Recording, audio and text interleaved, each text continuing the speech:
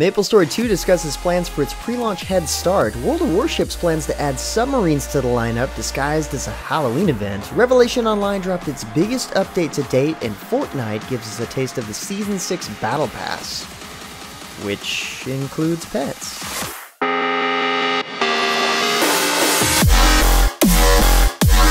What's up guys, James Blonde here with a weekly recap for gaming news and announcements for the week of September 28th, 2018. And starting out the news this week, we've got World of Warships making a massive new update announcement, which introduces Submarines to the game as a limited time event.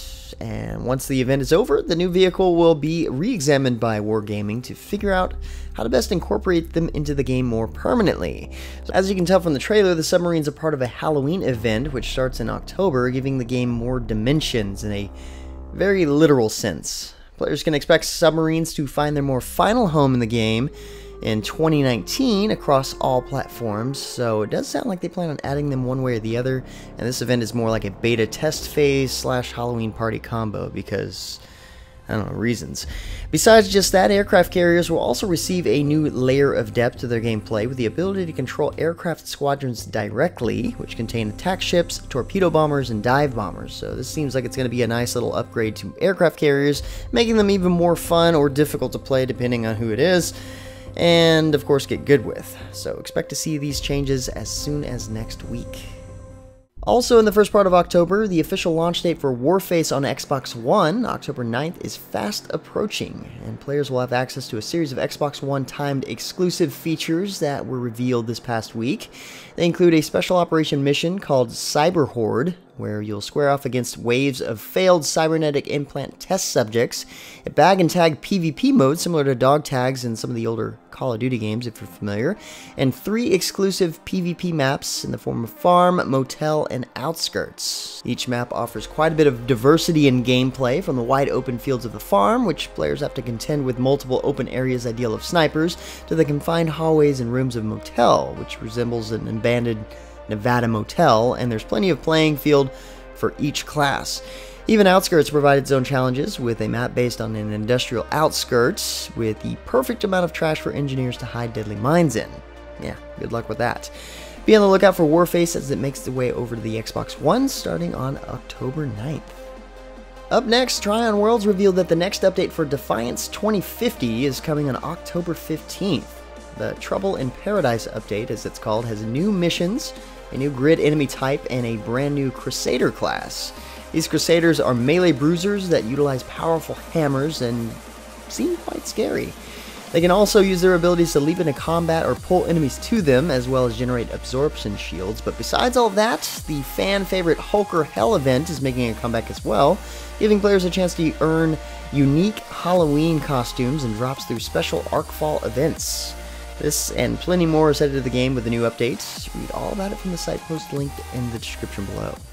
Beginning just a few days ago on September 24th and carrying on through October 8th, MapleStory 2 pre-registration is now open, and fans of the series are able to obtain exclusive rewards before the action actually happens, including the Roosting Seagull, Rustic Mush Cabin name tag, and the Dusty Ricksaw.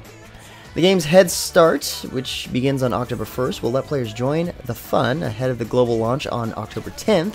The Archer, the Assassin, Berserker, Heavy Gunner, Knight, Priest, Thief, and Wizard will all be available to Head Start players. The new Runeblade class will become available on October 10th during launch.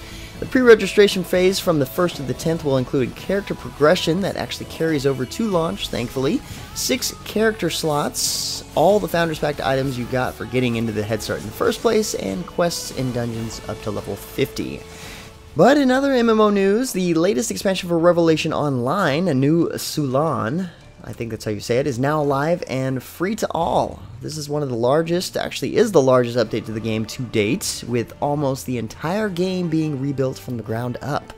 New features include revised dungeons, a complete overhaul to the main quest hub, class stats and abilities being changed with special attention paid to Vanguard, Occultist, and Spirit Shaper, and a ton more. This is just naming a few things. For the full breakdown on what's new, check out the link in the description below and catch up at MMOHuts.com. Next up, Systems Games announced this week that their action strategy game, the Maestros, will be officially launching on October 3rd. Systems will also be hosting a weekend-long open beta from September 28th, which is today, through September 30th, to give the servers one final stress test before launch. The Maestros pits the Dieselpunk Knights of Teutonia against the Alchemists of Regalis across several different maps, with unique objectives and plenty of action. This team versus team action strategy arena title is almost here and has everything from transporting cute animals into robot minions, picking a commander and beating up monsters to build a squad, then mutating them into a walking wombo combo of violence that your enemies won't forget. The game combines what's best in top-down strategy with the exciting pace of a competitive shooter, according to the site posts. Any player who wishes to play can get in pretty easily, and the servers are open as of today, September 28th, for the weekend stress test. So for more information or hands-on look at the game, check out Colton's first look at MMOs.com. Next up, Wizards of the Coast officially launched Magic the Gathering Arena into open beta this past week. Players in North America, Australia, and South America can download the definitive digital Magic experience today and play intense online matches in competitive, casual, and even draft build formats. The game focuses solely on those sets that are currently tournament legal in the standard format, and packs of cards can easily be earned through just playing the game. This launch coincides with the digital release of the newest expansion set, Guilds of Ravnica, a special in-game singleton event and a sealed deck format, where players are given 6 boosters to build a deck and compete against others under the same restrictions. As we mentioned last week, make sure you check out the Top Deck Tutor series on the YouTube channel for MMO Huts if you're new to the game and want to get a good look at some prime deck building strategies. Up next, Darkflow and Gaijin Entertainment launched a new Cuisine Royale campaign entitled The Seasons of Grand Cuisine. The first season will be dedicated to Italy, but aspiring chefs won't be cooking traditional Italian fare. Instead, they'll be making things like fancy pizza pants, mafia suits, and antique gravestones, just to name a few. To create these items, players will need basic ingredients like, enemies tiers and intimidated critic reviews, certain kitchenware, and in some cases, premium ingredients. Players will also be given a personal cameraman, which makes a huge difference in game modes where third-person mode is allowed. So if you happen to see a butterfly or helicopter appear from nowhere in your view, you're definitely being watched by another player. I guess in order to be a Battle Royale game proper, you have to have goofy or weird stuff in order to feel that you've succeeded. Good job. And to my point exactly, Epic Games showed off the suite of changes coming to Fortnite with the introduction of Season 6. Included in the update is a new spooky Halloween event that will bring map changes along with 100 new cosmetic items including DJ Yonder and Calamity outfits and pets.